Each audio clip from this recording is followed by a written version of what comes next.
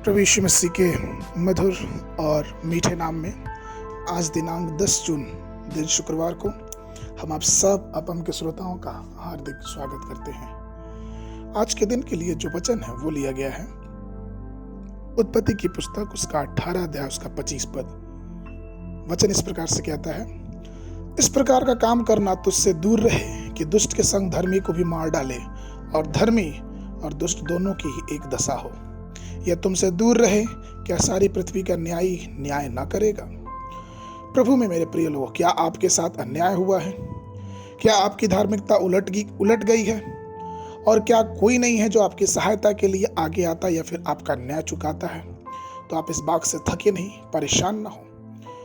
मैं आपको लूका रचित सुसमाचार उसके अध्याय 18 और पद 1 से लेकर 6 में आपका ध्यान लेके जाना चाहूंगा, जहां पे हम और आप इस बात को पाते हैं कि किसी नगर में एक न्यायी रहता था जो परमेश्वर से डरता, न तो परमेश्वर से डरता और ना किसी मनुष्य की परवाह करता। और उसी नगर में एक विधवा भी रहती थी जो उसके पास आकर कहा करती थी कि मेरा न्याय चुकाकर मुझे मुद्दई से बचा।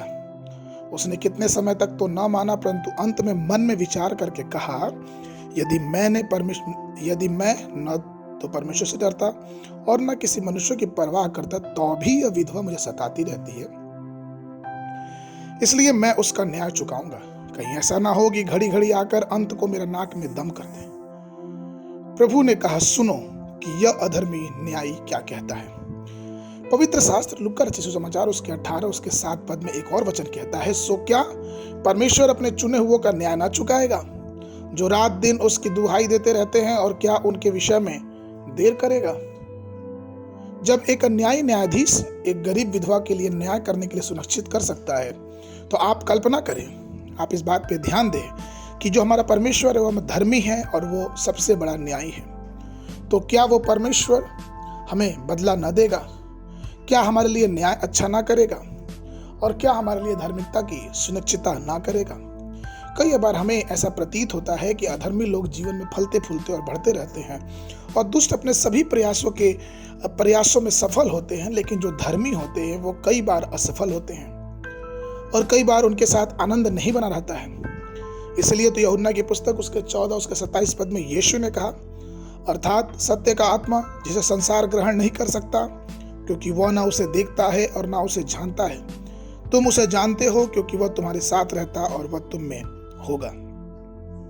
प्रभु मेरे प्रिय लोगों, इन सब बातों का तात्पर्य यह निकलता है कि जब एक अधर्मी पुरुष, एक अधर्मी न्यायी जब उस विधवा का न्याय चुका सकता है, तो हमारा परमेश्वर ये कहता है कि तुम भी किसी बात की चिंता न करना जब तुम्हारे ऊपर अन्याय हो, क्योंकि अन्याय में शांति देने वाला वो जीवित परमेश्वर है।